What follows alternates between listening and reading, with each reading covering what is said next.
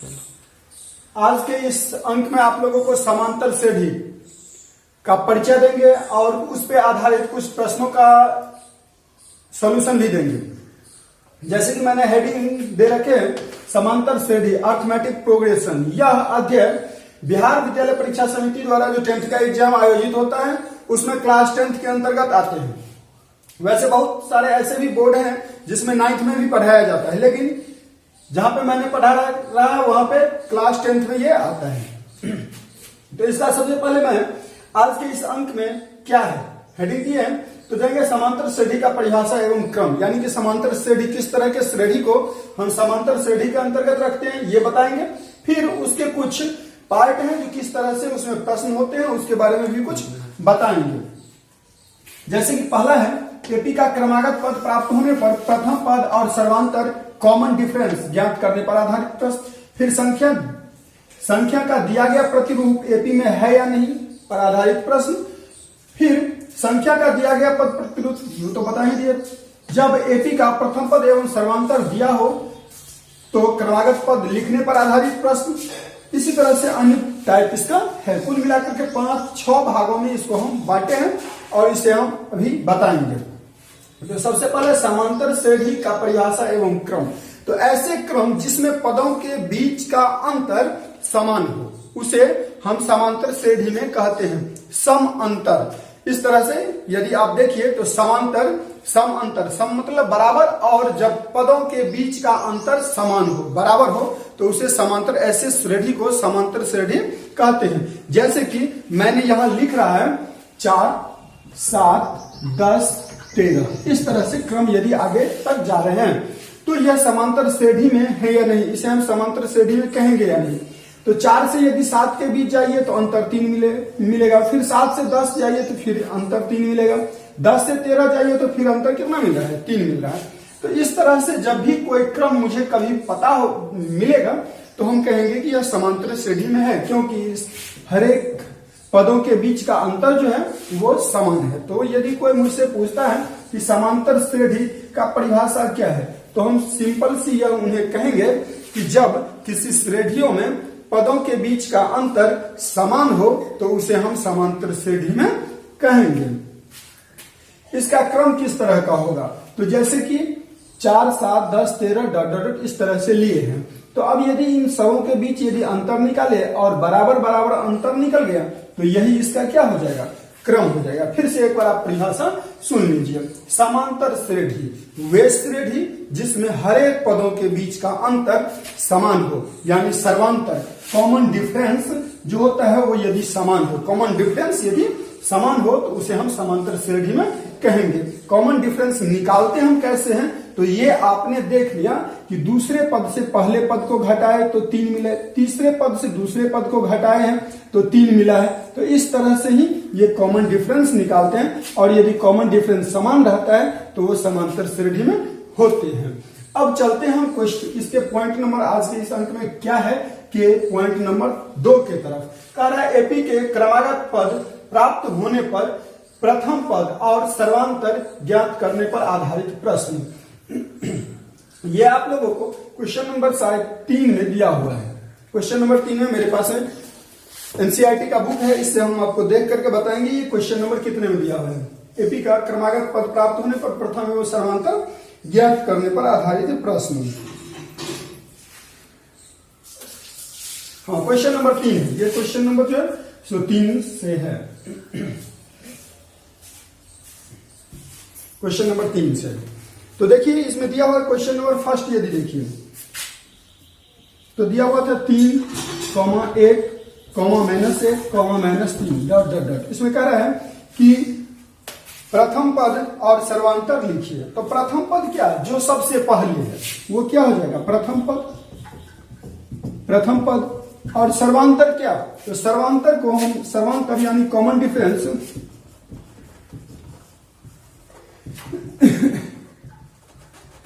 Common difference को D से सूचित करते हैं। डी बराबर होता है बी माइनस ए, यानी दूसरा पद माइनस पहला पद, या कह सकते हैं टर्म 2 माइनस टर्म 1। तो टर्म 2 क्या है 1 और माइनस टर्म 1 क्या है 3 घटा दीजिए तो माइनस कितना आ गया 2। तो ये कॉमन डिफरेंस इसका कितना आ गया -2। प्रथम पद कितना है 3 और कॉमन डिफरेंस यानी सर्वांतर कितना आ गया 2।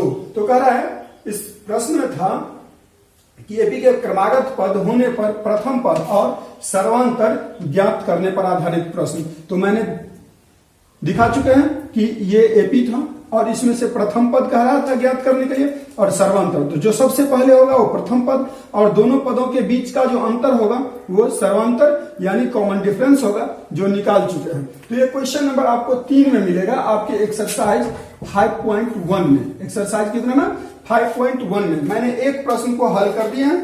आप जाकर के अपने एक्सरसाइज से उस तरह के प्रश्नों को खोज करके खुद से हल कीजिएगा। यदि आपको प्रॉब्लम होगा तो कमेंट में आप लिख दीजिएगा, कमेंट में आप लिख दीजिएगा।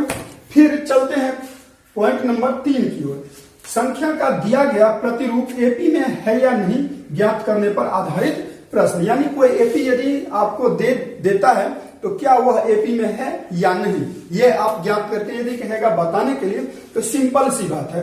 कोई भी अनुक्रम लीजिए और उसके बीच का अंतर खोजिए। यदि समान होगा तब ये वे एपी में होंगे और यदि नहीं होगा तो वो एपी में नहीं होंगे। जैसे कि आपको मैंने पहला उदाहरण यहाँ दिए थे, उससे भी आप इस पॉइंट को समझ सकते हैं।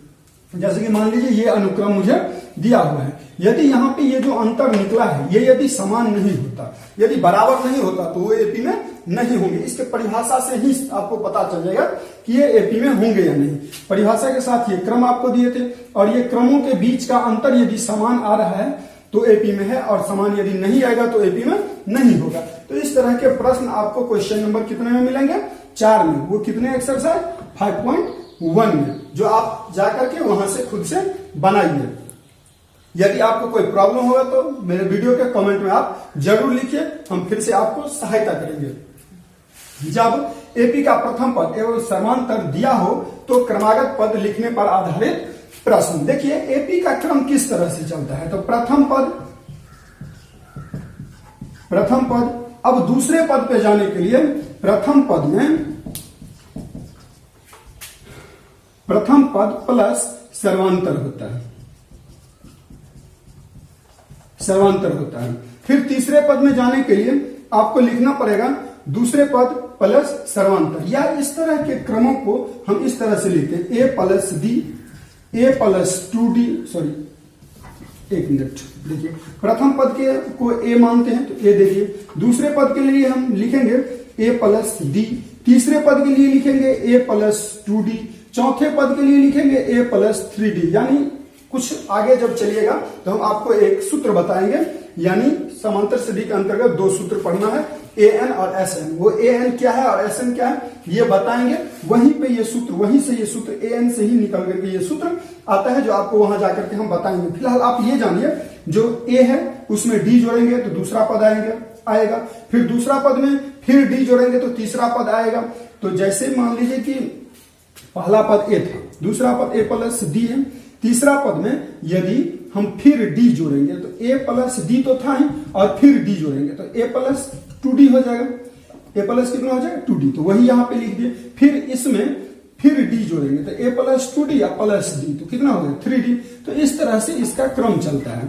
तो जैसे कि यहाँ तीसरे ये जो पॉइंट था आपको, जब एपी का प्रथम पद एवं सर्वांतर दिया हो तो क्रमागत पद लिखिए। तो क्रमागत पद पहला पद ए, दूसरा पद ए प्लस डी, तीसरा पद ए प्लस 2d, चौथा पद ए प्लस 3d। इसका हम एक क्वेश्चन लेकर के आपको बताएंगे, देखिएगा समझ में आएगा। मेरे पास एनसीईआरटी का बुक है जिसका क्वेश्चन नंबर हम फर्स्ट बना करके दिखाएंगे। ये क्वेश्चन नंबर 2 है जो यहाँ पे मैंने लिख भी दिया है, 2 नंबर है। दिया हुआ है ए बराबर 10 और डी बराबर 10 दिया हुआ है। ए बराबर कितना 10 और डी बराबर 10। तो पहला पद ए, तो ये तो डायरेक्ट ए का मान दिया हुआ है तो 10 वो लिख दिए। दूसरा पद ए प्लस डी, तो 10 प्लस कितना 10, तो यहाँ कितना हो जाएगा 20, 10, 20। यहाँ ए प्लस 2d है, ए का मान 10, प्लस का प्लस, 2 का 2 और डी का मान कितना 10। तो 10 का तो 10 लिख दिए और प्लस 10 दूनी 20, तो ये कितना आ जाएगा 30। यहाँ ए प्लस 3d था तो ए का मान 10 प्लस 3 गुने 10, 10 प्लस 30, तो यहाँ कितना हो जाएगा 40। इस तरह से अन्य प्रश्न आपके एक्सरसाइज में दिए हुए हैं जिसे आप खुद से हल कीजिए। दशम कहीं कहीं माइनस में है, कहीं दशमलव में दिया हुआ है, तो इस तरह से कुछ परेशानी है। कैलकुलेशन आपको थोड़ा जानना होगा, कैलकुलेशन आप थोड़ा इंप्रूव कीजिए तो आपको आसानी से बन जाएगा। इसी तरह से और प्रश्न दिया हुआ आप खुद से हल करके देखिए उसे। उसके बाद चलते हैं अगले पॉइंट पे। जब nवां पद दिया हो तो पदों को ज्ञात करने पर आधारित प्रश्न। देखिए इस तरह के डायरेक्ट प्रश्न आपके 5.1 में नहीं दिए हुए हैं, 5.2 में एक दिए हुए हैं, 5.2 या 3 में, लेकिन हम आपको यहाँ पे कुछ इस तरह के दूसरे बुक की सहायता से आपको हम बताएंगे, दूसरे बुक से प्रश्न लेकर के आपको हम बताएंगे। आप समझ लीजिए और जाकर के एग्जाम में क्वेश्चन पूछता है वहां आपको बनाने में मदद मिलेगा। जैसे कि nवां पद tn बराबर 3n प्लस 1 दिया हुआ है, 3n प्लस 1 दिया हुआ है और कह रहा है कि इसमें पदों को ज्ञात करने पर आधारित प्रश्न। किसको ज्ञात करना? पदों को ज्ञात करने पर आधारित प्रश्न। केवल दिया हुआ है tn बराबर 3n प्लस 1। अब कह रहा है कि इसका पद ज्ञात करें। जैसे मान लीजिए कि n बराबर हम 1 ले लेते हैं तो t1 बराबर 3 गुने 1 प्लस 1 हो जाएगा। 3 को 1 से मल्टीप्लाई करेंगे 3 और प्लस 1 करेंगे तो 4। आगे फिर जैसे कि n बराबर 2 लेते हैं तो t2 बराबर 3 गुने 2 प्लस 1 बराबर 3 प्लस 3 दूनी 6 प्लस 1 बराबर कितना हो जाएगा 7। फिर मान लीजिए कि n बराबर 3 लेते हैं तो t3 बराबर 3 गुने 3 प्लस 1, 3 की 9 आए 10 हो जाएगा।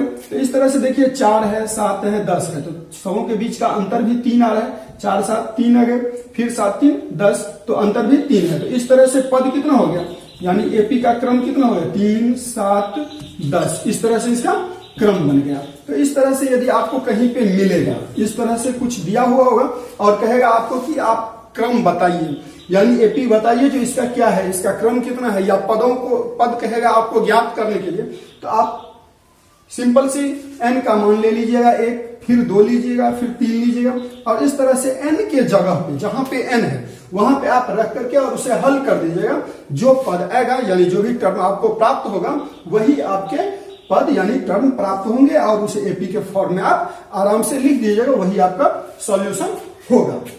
तो इस तरह से 5 नंबर पॉइंट तक हम लोग पहुंच चुके हैं। अब बचता है शब्द पर आधारित प्रश्न। देखिए कुछ ऐसे होते हैं जो मान लीजिए कि एक निश्चित अंतराल के बाद उसमें बढ़ोतरी होता है। जैसे कि एक कर्मचारी है, वे अपने दफ्तर में मतलब अपने वेतन उनका जो मिल रहा है, वेतन मान लीजिए कि प्रारंभिक वेतन 5,000 रुपये उनकी नियुक्ति हो और पर ईयर यानी हर एक वर्ष उनकी वेतन में 200 400 या 1000 रुपये की बढ़ोतरी हो रहा है। तो वो उनका क्रम जो है वो किस तरह का है, तो उसका क्रम किस तरह का है वो आपको जब भी कहेगा बताने के लिए, वो सजाने के लिए, तो आप इसका सहायता ले सकते हैं। या मान लीजिए कि एक टैक्सी है, वो चल रहा है सड़क पे, आप प्रथम किलोमीटर जब चलिएगा तो एक नियत भाड़ा होता है, उसके बाद जितने अतिरिक्त किलोमीटर आप चलिएगा तो उसके लिए आपको अतिरिक्त देना होगा। तो उस तरह के जो अंतराल होंगे उसे जब आपको एपी में कहेगा बताने के लिए तो शब्द पे आधारित माने जाते हैं। तो इसके लिए हम एक उदाहरण लेते हैं। बीटीसी का क्वेश्चन नंबर 1 है, उसमें कुछ मत दिए हुए हैं, उसको आप ध्यान दीजिएगा। जैसे कि इसका पहला नंबर क्वेश्चन ही है, कह रहा है प्रत्येक किलोमीटर के बाद टैक्सी के किराए जबकि प्रथम किलोमीटर के लिए 15 रुपया है। यानी मान लीजिए कि प्रथम किलोमीटर जब आप किसी टैक्सी पे सवार होते हैं तो प्रथम किलोमीटर में आपको 15 रुपया लेता है। उसके बाद आप जितने अतिरिक्त किलोमीटर जाते हैं उसके लिए आपको 8 रुपया अतिरिक्त अदा करना पड़ता है। यानी 1 किलोमीटर चले तो 15 रुपया, अब दूसरे किलोमीटर में जाइएगा तो कितना देना पड़ेगा 23 रुपया। फिर अगले किलोमीटर में जब फिर तीसरा किलोमीटर में जब जाइएगा तो फिर इसमें कितना ऐड हो जाएगा 8 ऐड हो जाएगा, तो 23 7 30 और 1 31 हो जाएगा। इस तरह से जब क्रम आते हैं तो इसके पदों के बीच का अंतर जो है वो समान होते हैं और ये क्या होते हैं एपी में होते हैं। तो इस तरह के जब प्रश्न होते हैं शब्द पे आधारित तो उसे आपको क्रमागत पदों के यानी एपी के फॉर्म में कहेगा लिखने के लिए, तो आप इसी तरह से लिख दीजिएगा।